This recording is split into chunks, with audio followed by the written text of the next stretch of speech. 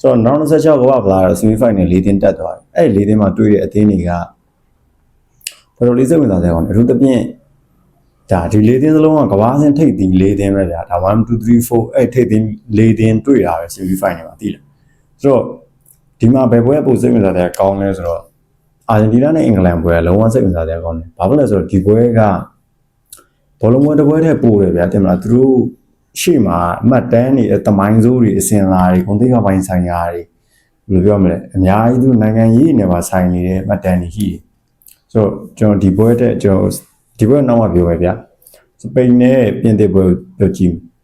ဒီနှစ်သင်းရဲ့ထိပ်တွေ့ဆုံနောက်ဆုံး10ချိန်ပြင်သစ်က3ချိန်တောင်နိုင်ထားတယ်ဒါပေမဲ့စပိန်က6ချိန်နိုင်ထားတယ်ပြီးတော့တိုက်စစ်ပိုင်းရှင်ကြည့်လို့ရှိရင်တိုက်စစ်ပိုင်းမှာ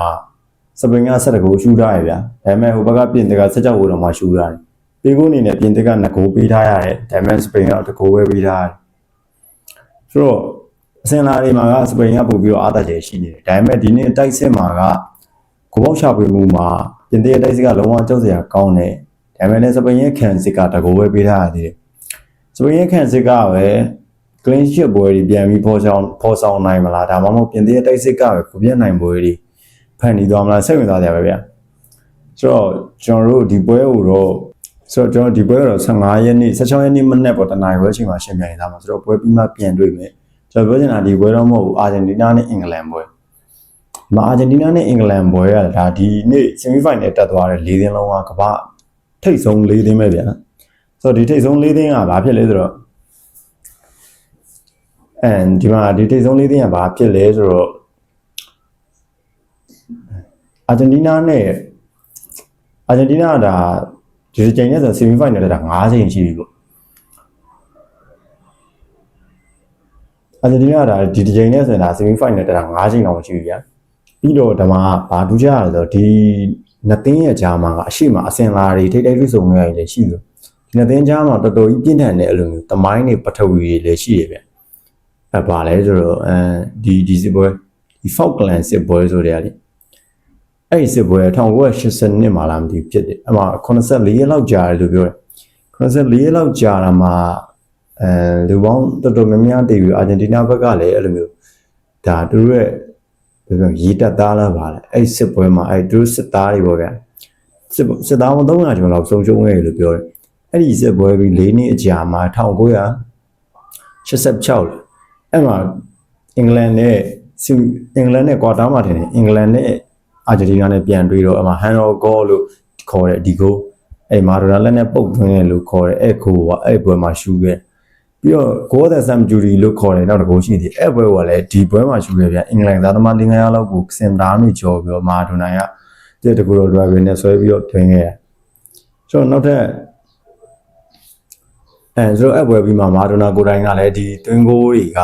ဒါသူတို့ရဲ့ကြာဆုံးသွားတဲ့စစ်တီတော်တွေရည်ရွယ်တယ်ဆိုပြီးတော့ပြောထားတယ်လို့ကြားဘူးလေဗျအဲ့မှာနောက်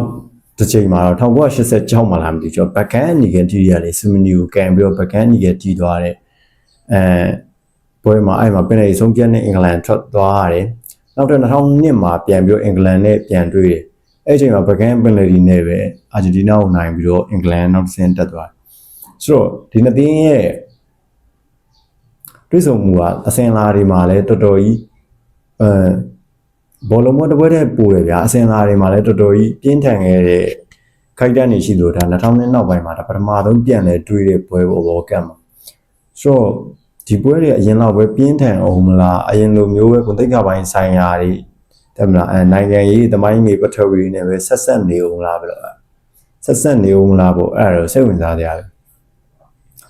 ဆိုတော့မန်စီကတော့ဒီအဆင့်ကိုကျော်နိုင်တာဖိုင်နယ်ကိုအာဂျင်တီးနားနဲ့သူ3ချိန်တက်နိုင်တဲ့ကစားသမားအနေနဲ့ဒါစံချိန်သစ်ရမှာပေါ့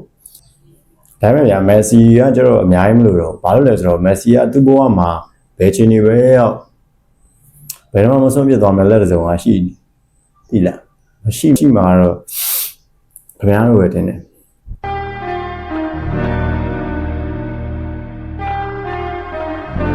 တော့စိတ်ဝင်စားတာကဒီပွဲမှာသူတို့ဒါနောက်ဆုံးသူတို့5ချိန်တွေ့ထားပါ5ချိန်တွေ့တာမှာအင်္ဂလန်3ချိန်နိုင်ထားတယ်အာဂျင်တီးနား2ချိန်နိုင်ထားတယ်